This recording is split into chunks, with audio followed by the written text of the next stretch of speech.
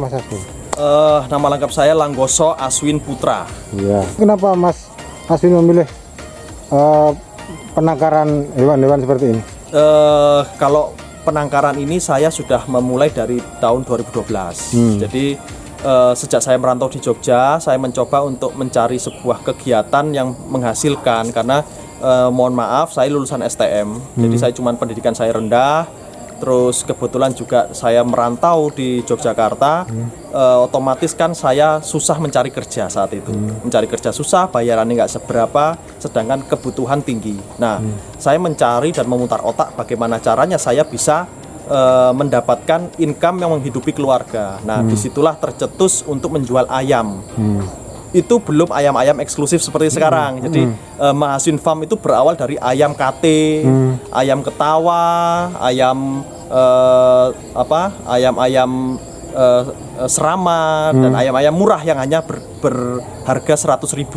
Nah, dari situ Mahaswin Farm komitmen kami benar-benar menganggap ini sebuah potensi ketika kita serius dan konsisten dan hari ini adalah hasil konsisten di masa lalu. Jadi di masa lalu kita jual kate, hari ini kita punya burung unta, kita punya merak, kita punya zebra, dan kita punya banyak hewan-hewan eksklusif yang notabene itu ada di kebun binatang. Semua berawal dari ayam kate tadi, ayam murah. Itu cara mendapatkannya gimana? Nggak susah itu, Mas? Kalau bicara susah itu karena tidak tahu jalannya. Jadi semua itu kalau memang sudah terbentuk link jaringan itu kan menjadi gampang. Jadi memang membangun link dan jaringan itu juga tidak gampang. Jadi proses 10 tahun itu saya pikir itu jawaban dari gampang atau tidak. Kalau gampang mungkin prosesnya cuma setengah bulan. bukan 10 tahun. Ya, makanya tantangannya seperti apa ini? Ini kan hewan-hewan eksklusif ini, tantangannya seperti apa ini? Tantangannya sebenarnya kalau dulu banyak sekali tantangannya ya, karena memang literasi informasi tentang bagaimana meliharanya, bagaimana jualnya dan sebagainya itu kan tidak ada. Tantangannya terberat itu di dulu. Bagaimana cara rawatnya, bagaimana ketika sakit, gimana cara ketika produksi, itu nggak ada literasi sama sekali. Kita otodidak. Dan hari ini saya pikir tantangan terberatnya adalah konsisten menjadi tetap yang terbaik. Hari ini tantangannya itu, karena hari ini banyak sekali yang terinspirasi dari Mahaswin Farm dan mencoba untuk ikut bermain di area ini. Dengan segala kualitas mereka, skill mereka, terus mereka juga anak orang kaya atau mungkin ekonomi mereka juga bagus. Artinya mereka menjadi murid sekaligus ancaman. Ancaman dalam tanda kutip pesaing di konsistensi Mahaswin Farm. Nah, tantangan terberatnya adalah hari ini bagaimana caranya Mahaswin tetap bertahan di papan atas di dunia perhewanan seperti ini yang menyuplai ke seluruh Indonesia tentang hewan-hewan eksklusif ini tadi. Jadi kami tertantang untuk terus berkembang, tetap menjadi yang terbaik. Ya. Ini pasarnya selain kebun binatang apalagi? Luas sekali. Pasarnya kalau kita bicara seperti ini, memang kalau tidak tahu pasar ini agak sedikit aneh jualan seperti ini. Tapi kalau sudah tahu pasarnya ternyata ini luas. Karena selain ini kebun binatang, terus tempat-tempat wisata yang berkaitan dengan hewan, itu juga ada resto. Sekarang juga mulai tertarik untuk ikut bikin mini zoo, resto, hotel. Terus kebetulan ada juga orang-orang yang kolektor, hobi dan lain sebagainya. Artinya pasarnya luas banget. Ditambah lagi orang-orang yang ikut bantu jual. Jadi cara ininya seller atau bagul itu juga kan menjadi pasar, kan? Karena dia pulaan dijual lagi. Nah, artinya pasarnya cukup luas banget di area hewan seperti ini.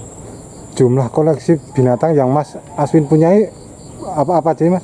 Kalau jumlahnya banyak banget ya. Misalnya meraknya berapa?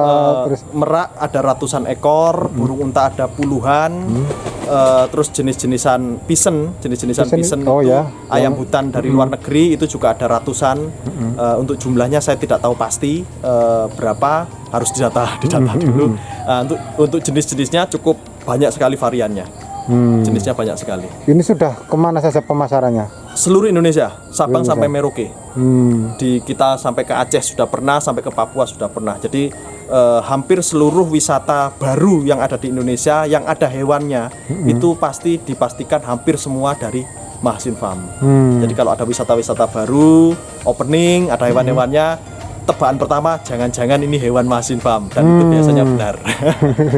Iya. Nah, lalu menghadapi strategi tadi yang persaingan tadi itu apa? Kan mereka juga belajar dari sini, ilmunya juga dari sini. Ya, ilmu yang tidak bisa di copy paste adalah faktor X. Jadi Masin Farm selalu mempertimbangkan bukan hanya berstrategi tapi juga menggunakan faktor X. Jadi di Masin Farm itu ada strategi pasar di mana langit pun kita ajak diskusi.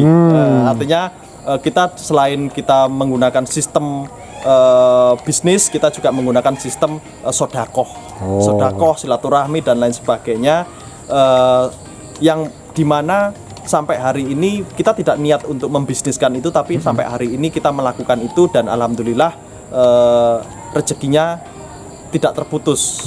Walaupun sudah banyak persaingan, tapi Masin Farm selalu menjadi favorit untuk orang-orang berbelanja di sini. Jadi kita menggunakan faktor X tadi itu. Jadi kita nyun sewu, bukan bermaksud riak atau bagaimana. Kita rutin menyumbang orang-orang tidak mampu. Terus kita juga membantu orang-orang fakir miskin, memberikan bantuan mereka dan gimana caranya mereka punya bisnis baru. Dan saya pikir doa-doa mereka lah yang membuat Masin Farm itu tetap eksis di atas. Karena kalau kita bicara strategi, banyak orang punya strategi lebih bagus. Ya. Ini kalau boleh tahu harganya, rata-rata harganya untuk ayam, untuk merak Untuk seperti merak ini? itu bisa puluhan juta. Puluhan juta ya? Puluhan juta dari anakan Satu pasang. Satu pasang. Satu pasang sudah menyentuh di angka 10 juta ke atas. Jadi dewasanya otomatis makin mahal. Jadi hewan seperti ini tuh yang paling murah ya di bawah 10 juta. Kalau untuk burung unta seperti itu berapa? Burung unta puluhan sampai ratusan juta. Wah, ratusan? Iya, dewasa ratusan juta. Jadi ya cukup fantastis untuk hewan yang tidak familiar.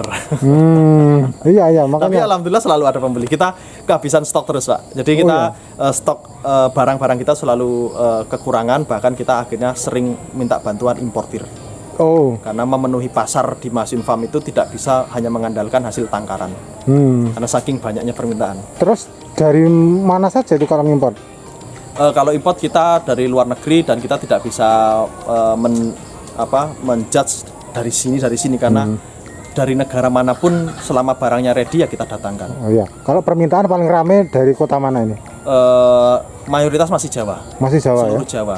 Kalau luar Jawa ada tapi tidak banyak, bukan karena mereka tidak berminat tapi karena biaya pengirimannya memang cukup besar dan juga memang resikonya lebih besar. Jadi di luar Jawa itu bukan karena mereka tidak minat atau kalah minat dengan orang-orang Jawa, tapi karena memang faktor pengiriman dan juga kos yang membengkak.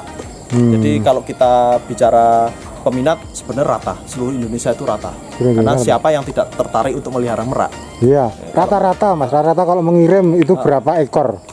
Tidak pasti, Pak. Jadi ketika kita bicara pembeli, ada yang beli langsung borong, tujuannya untuk wisata, langsung ABCDV 100 ekor dibeli.